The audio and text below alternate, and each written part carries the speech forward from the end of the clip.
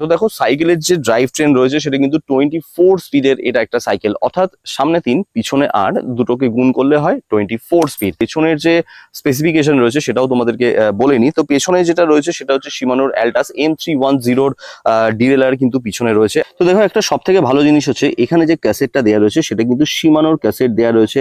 আর এটা হচ্ছে শিমানোর hyper গ্লাইডের CS8G200 মডেলের কিন্তু এখানে আমরা কিন্তু ক্যাসেট সিস্টেম দেখতে পাই। আর এটার একটুখানি কিন্তু আমরা শিফটিং দেখে নেব। তো সবার আগে সাইকেলের কিন্তু আপ শিফটিং করে দেখি। তো দেখো সুন্দর রকম কিন্তু শিফটিং এখনো পর্যন্ত আমরা দেখতে পাচ্ছি, খুব সুন্দরভাবে কিন্তু নেমে যাচ্ছে। তো এবার আমরা ডাউন শিফটিং দেখব। সুন্দর উঠে গেল, সুন্দর সুন্দর সুন্দর সুন্দর